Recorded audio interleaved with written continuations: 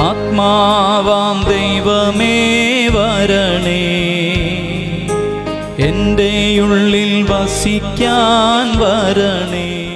April മാസം പരിശുദ്ധാരൂപിയുടെ വണക്കമാസം 18-ാം ദിവസം. പരിശുദ്ധാരൂപി ക്ഷീണിതർക്ക് ശക്തിയും ദുഃഖിതർക്ക് ആശ്വാസവും നൽകുന്നു എന്നതിനെ ഇന്നേ ദിവസം നമുക്ക് ധ്യാനിക്കാം.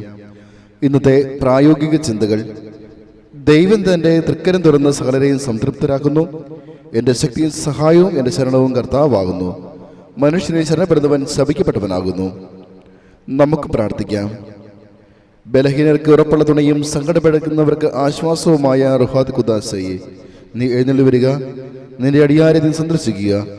ആദത്തിന്റെ പാപനിമിത്തം ദുർബലപ്പെട്ടിരിക്കുന്ന ഞങ്ങളുടെ ഹൃദയങ്ങളെ നീ ശക്തിപ്പെടുത്തണമേ. ജീവിതഭാരത്താലും അന്തസ്സിന്റെ ചുമതലകളാലും എത്ര കണ്ട് ഞങ്ങൾ ക്ഷീണിച്ച് ഏലിയായ്ക്ക് നീ അപ്പം കൊടുത്തു. ഇസ്രായേലിനെ സ്വർഗീയ മനയാൽ നീ പോറ്റുകയും ചെയ്തു.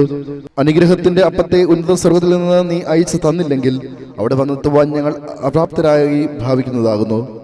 ബാബലിന്റെ അടിമത്തത്തിൽ ഇസ്രായേലിനെ പോലെ ഈ കണ്ണുനീരിന്റെ തടാകത്തിൽ ഒഴുകുന്ന ഞങ്ങൾ നിന്റെ പക്കൽ നെടുവേർപ്പെടുന്നു. ആശ്വാസപ്രദനാകുന്ന റൂഹായെ, സങ്കടപ്പെടുന്നവരെ നീ ആശ്വസിപ്പിക്കണമേ. പരീക്ഷയിൽ ഉൾപ്പെട്ടിരിക്കുന്നവരെ തുണയ്ക്കണമേ. അടിമകളെ സ്വാതന്ത്ര്യപ്പെടുത്തണമേ. അഗതികളെ സംരക്ഷിക്കണമേ. മരണാവസ്ഥയിൽ ഉൾപ്പെട്ടിരിക്കുന്നവർക്ക് ആശ്വാസവും നല്ല മരണവും നൽകണമേ.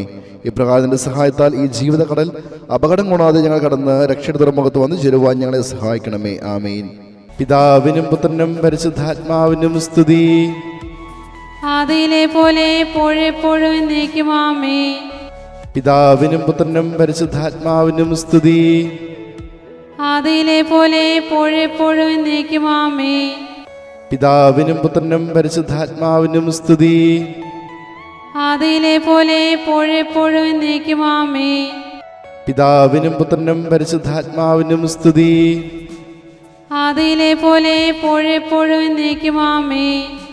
പിതാവിനും പുത്രനും പരിശുദ്ധാത്മാവിനും സ്തുതി. ആദിയിലെ പോലെ എപ്പോഴെപ്പോഴും എന്നേക്കും ആമേൻ.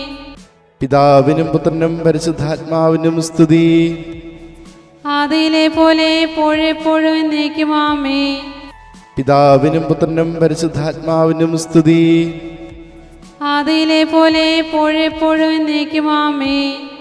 പ്രതിജ്ഞ: മേലാൽ എൻ്റെ ആവശ്യങ്ങളിലെല്ലാം പരിശുദ്ധാരൂപിയുടെ പക്കൽ ആലോചനയും ആശ്വാസവും ഞാൻ അപേക്ഷിക്കും. പാവനാരൂപിയേ, സ്നേഹസ്വരൂപനേ, ഞങ്ങളിൽ വന്നു നിറയേണമേ.